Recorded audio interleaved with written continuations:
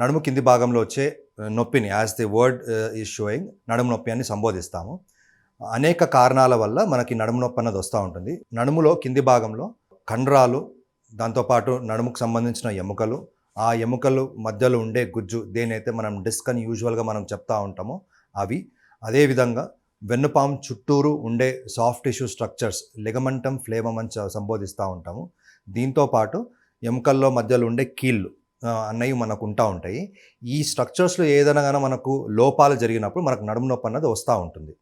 Usually young పేషెంట్స్లో చాలామంది, ఇప్పుడు మనం సాఫ్ట్వేర్ ఇంజనీర్స్లో కానీ చాలాసేపు చైర్ మీద కూర్చుంటారు, వాళ్ళల్లో యూజువల్లీ కండరాల ఒత్తిడి వల్ల నడుము నొప్పి అన్నది వస్తూ ఉంటుంది. ఇది 90% మందికి నడుము నొప్పి యంగ్ పేషెంట్స్లో వచ్చిందంటే అది యూజువల్లీ కండరాల నొప్పి అండి. చాలా తక్కువ మందికి డిస్క్ సమస్యల వల్ల, ఎస్పెషల్లీ ఒకవేళ యంగ్ పేషెంట్స్లో బరువులు లేపినా కానీ, ఇంజురీ జరిగినప్పుడు కానీ సడన్గా నడుము నొప్పి వచ్చేసి దాంతోపాటు విపరీతమైన పాదం ఆర్ కాలు పోటు నొప్పి వచ్చిందంటే అది యూజువల్లీ డిస్క్ సమస్యల వల్ల వచ్చే అవకాశాలుగా ఉంటుంది యంగ్ పేషెంట్స్లో. వయసు పెరుగుతున్న కొద్దీ ఎముకల్లో ఉన్న మార్పుల వల్ల కానీ, డిస్క్లో ఉన్న మార్పుల వల్ల కానీ, లేదా కండరాలు ఉన్న మార్పుల వల్ల, దేనైతే మనం లంబార్ స్పాండిలోసిస్ అంటామో, వాటి వల్ల కూడా మనకు వయసు పెరుగుతున్న కొద్దీ ఎస్పెషల్లీ అబోవ్ 45 to 50 ఇయర్స్లో మనకు నడుము నొప్పి అన్నది వస్తూ ఉంటుంది. ఇవే కాకుండా నడుములో ఫ్రాక్చర్ల వల్ల కానీ, లేదా నడుము చుట్టూరు ఇన్ఫెక్షన్స్ రావడం వల్ల కానీ, వేరే ఇతర కారణాలు అంటే కిడ్నీ స్టోన్స్ కానీ, లేదా గాల్ బ్లాడర్ స్టోన్స్ కానీ, లేదా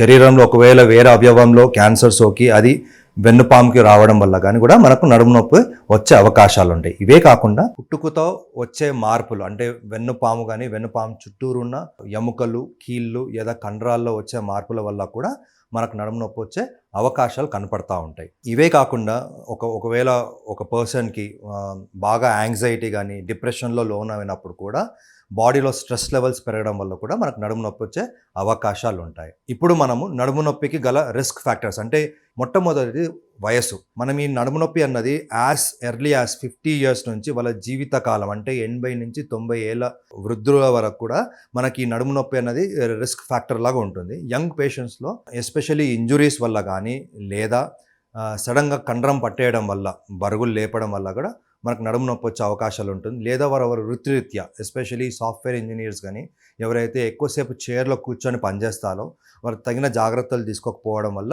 వాళ్ళకి నడుము నొప్పి వచ్చే అవకాశాలు ఉంటుంది. వయసు పెరుగుతున్న కొద్దీ శరీరంలో ఉన్న మార్పులు, ఎట్ ద సేమ్ టైం కింది భాగం నడుములో ఉన్న మార్పుల వల్ల కూడా మనకు నడుము నొప్పి వచ్చే ఆస్కారం ఉంటుంది. That is called lumbar spondylosis అంటాం. మనం యూజువల్లీ స్పాండైలోసిస్ అన్నది వింటూ ఉంటాం కదా.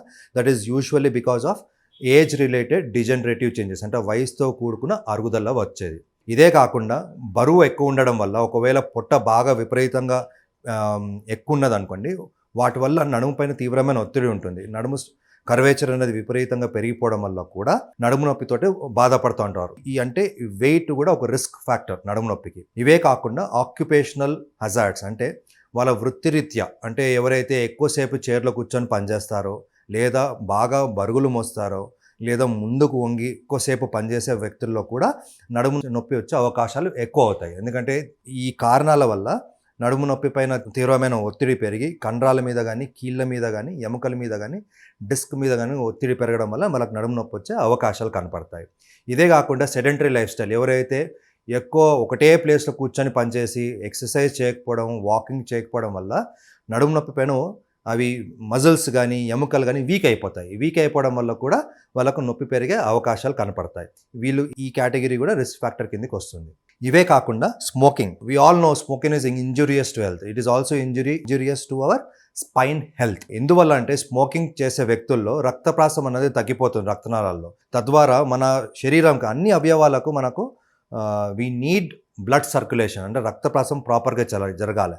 ఎప్పుడైతే రక్తప్రాసం తగ్గిపోతుందో రక్తం అన్నది సరిగ్గా వెన్ను ఎముకకు చేరకుండా వాటి మీద మనం ఎప్పుడైతే ఒత్తిడి గురి చేస్తాం, ఎస్పెషల్లీ నడుస్తున్నప్పుడు కానీ, ఎక్కువసేపు నిల్చోవడం వల్ల కానీ, ఏదైనా ముందు కొంగి పనిచేసినప్పుడు వల్ల మనకు రక్తప్రాసం అన్నది వెన్ను ఎముకకు తగ్గిపోవడం వల్ల ఒత్తిడికి లోనై ఈ కేటగిరీ పీపుల్ కూడా నడుము నొప్పికి నోచుకునే అవకాశం పెంపొందిన వాళ్ళు అవుతారు. ఇవే కాకుండా వేరే కారణాలు అంటే ఈ క్యాన్సర్ సోకడం వల్ల, లేదా కిడ్నీ కానీ, ఎవరైతే ఎక్కువ కిడ్నీ స్టోన్స్ కానీ, గాల్ బ్లాడర్ స్టోన్స్కి ఎక్కువ లోన్ అయ్యే అవకాశాలు వాళ్ళ వంశాల్లో నడిచినప్పుడు కూడా వాళ్ళు కూడా ఈ రిస్క్ కేటగిరీ కిందకి వస్తారు.